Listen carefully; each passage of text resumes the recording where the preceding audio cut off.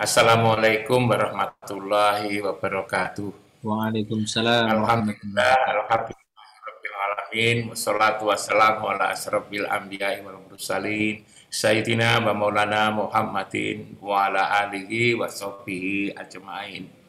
Amma ba'du, yang saya hormati, saya muliakan para pimpinan universitas, yayasan, badan pembina, pengawas, para guru besar, para dosen, karyawan, seluruh keluarga kampus yang kita cintai ini. Kita banyak bersyukur kepada Allah. Salawat dan salam kita persembahkan ke hadapan ikutan kita Muhammad Rasulullah Sallallahu Alaihi Wasallam yang telah mengeluarkan umatnya dari kegelapan kepada yang terang benderang minadzulumat ilan nur. Pada kesempatan yang berbahagia ini saya diminta untuk berceramah tentang sesuatu yang amat penting tetapi tidak mudah dilaksanakan, yaitu tentang mahabbah dan kerukunan sebagai modal kerja di lembaga pendidikan tinggi Islam ini. Saya katakan penting karena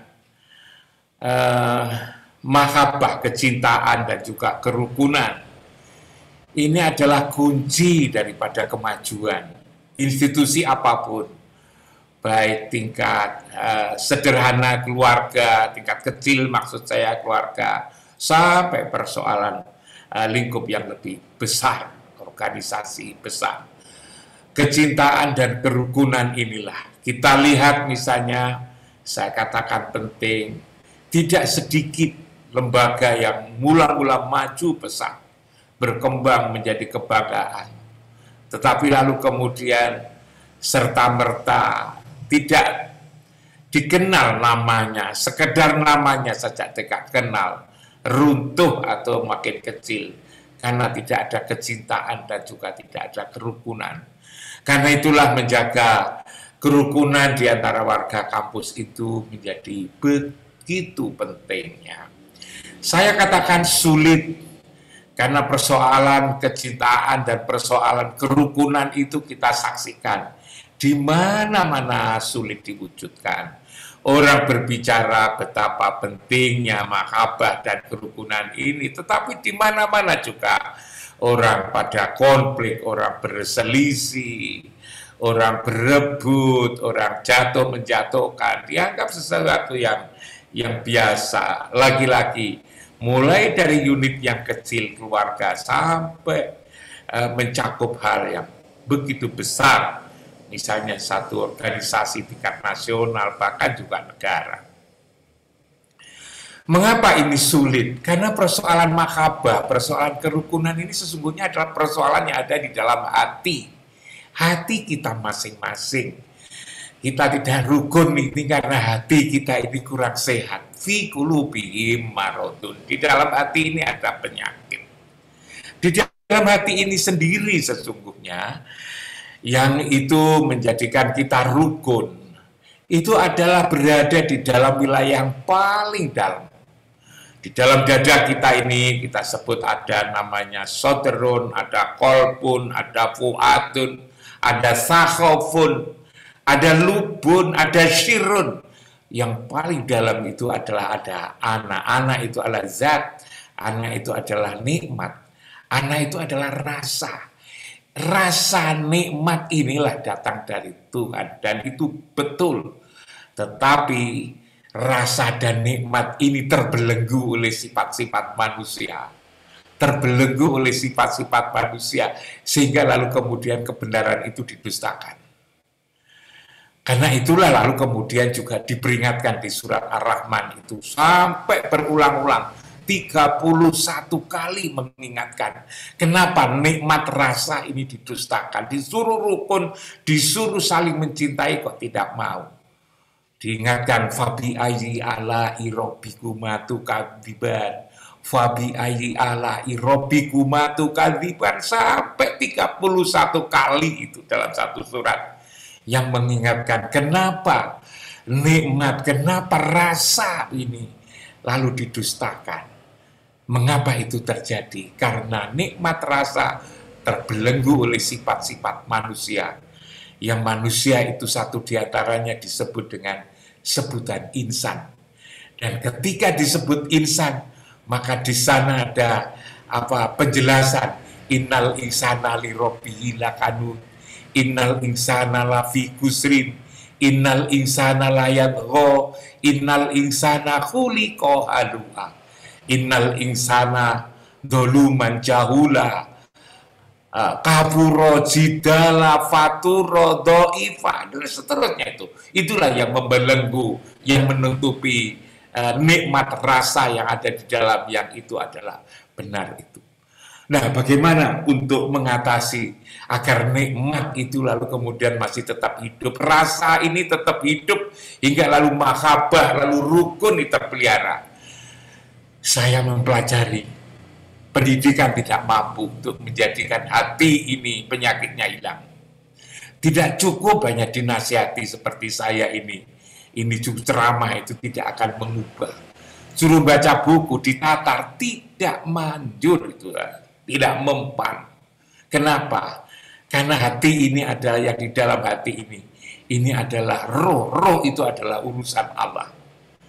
Yas'alunaka aniru kuliru min amri rabbi. Karena itu kalau kita mau mengkaji lewat Quran, lalu kemudian juga hadis Nabi, mungkin juga kitab-kitab yang telah ditulis oleh para ulama, satu saja sebetulnya untuk bagaimana agar kita rukun, agar kita ini mahabbah, saling sayang, menyayangi di antara kita. Apa itu? Adalah sholat. Sholat saja sebetulnya. Di mana-mana bertebaran di dalam Al-Quran itu betapa pentingnya sholat. Qad aflakal mu'minun alladzina hum fi sholatihim khoshi'un. Sholat, tapi sholat yang khusyuk. Inna sholata tanha anil fasya wal munkar. Qad aflaka man tazakka badaka rasma rabbihi fashola wasta'inu bisabri wassalah awalu ma yuhasabu bi yaumal qiyamah as-shalah. Salat. Beberapa ayat saja yang saya sebutkan, tapi jumlahnya banyak sekali mengingatkan betapa pentingnya sholat yang bisa memperbaiki hati. Tetapi tidak sembarang sholat, ialah sholat yang khusyuk. Wasta'inu bisabri wassalah wa inna ala kabiratun illa alal khasiin. Mintalah pertolongan dengan sholat dan sabar, tapi itu berat katanya. Kecuali orang yang khusyuk. Yang khusyuk itu siapa? Yang khusyuk itu. Yang khusyuk itu adalah alladzina yadununa annahum mulaqu rabbihim wa annahum ilaihi raji'un. Jadi sholat yang bisa memperbaiki hati ini ternyata adalah sholat khusyuk. Dan sholat khusyuk itu adalah kalau sebagaimana Quran mengatakan adalah tatkala sholat merasa yakin ketemu Allah, mulaqu rabbihim wa annahum ilaihi raji'un. Nah, bagaimana yang dimaksud dengan sholat yang merasa yakin ketemu Allah? Bagaimana ketemu Allah itu? Mungkin nanti bisa kita bicarakan pada kesempatan yang lain, karena ini hanya 10 menit. Jadi sholat, memperbaiki sholat. Karena itulah kalau di kampus ini lalu Pak Rektor setiap saat, setiap waktu sholat berhenti kerja lalu pergi ke masjid, ini adalah hal yang benar. Ini adalah satu cara sebetulnya bagaimana hati, hawa nafsu ini bisa ditaklukkan oleh keimanan kita ini. Hanya persoalannya adalah bagaimana sholat yang khusyuk itu. Yang kedua adalah agar kita itu menjadi saling menyukai, saling rukun, maka ada kunci ya sebagai tambahan. Apa itu?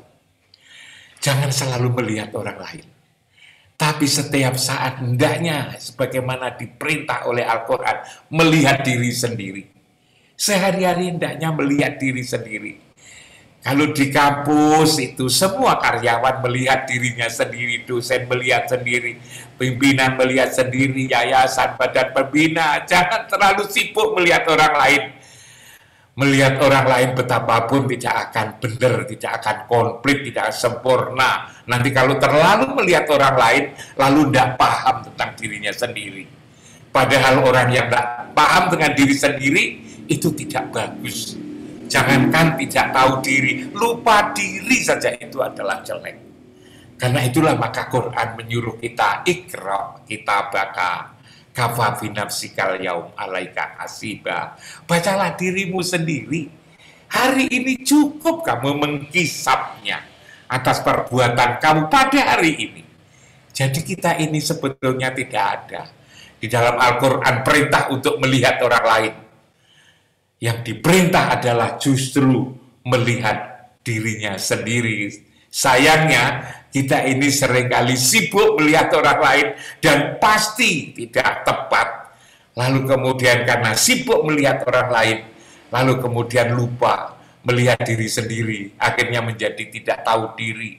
Orang yang tidak tahu diri itu rasa-rasanya tidak begitu bagus. Karena itu untuk menjaga, untuk membangun mahabbah, kerukunan, maka itu saya katakan itu penting, tapi itu sulit. Jalan keluarnya adalah karena ini persoalan hati, maka juga pendekatan hati. Lewat apa? Lewat sholat. Sholat yang seperti apa? Sholat yang alladzina yadununa annahum mulaku rabbihim wa annahum ilaihi raji'un. Yang ketika kita sholat merasa yakin ketemu Allah. Lalu yang kedua itu tadi, ayolah kita jangan terlalu sibuk melihat orang lain. Tapi ayolah kita sehari-hari sibuk melihat diri kita sendiri. Sehari-hari kita ketika pulang dari kampus bertanya, apa yang sudah saya perbuat untuk kampus kita yang tercinta ini. Kampus kita ini sesungguhnya beruntung sekali kita ini. Dalam kehidupan kita ini kok berada di kampus perguruan tinggi Islam yang kemudian juga maju. Inilah adalah siapapun akan mengatakan kampus kita ini adalah kampus maju yang tentu dengan kemajuan itu seharusnya orang-orang di dalamnya juga maju. Maju dalam perspektif agama tadi adalah Islam, adalah bisa menjaga kerukunan, yang bisa mengalahkan hawa nafsu yang ada di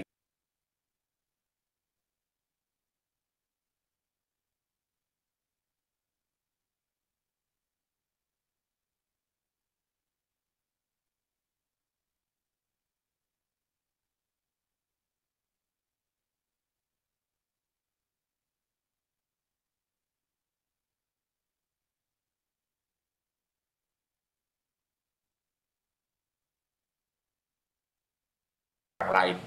Maka saya kira mahabbah dan kerukunan ini bisa kita raih, dan saya yakin-yakinnya kalau hal ini, mahabbah dan kerukunan bisa kita wujudkan, kampus kita ini akan menjadi contoh umat, tidak saja di Malang, Jawa Timur, tapi juga di Indonesia ini. Inilah kalau kita ingin meraih menjadi orang yang terbaik, ialah orang yang memberi manfaat pada orang lain, maka caranya adalah bagaimana menjaga kampus ini sebaik-baiknya.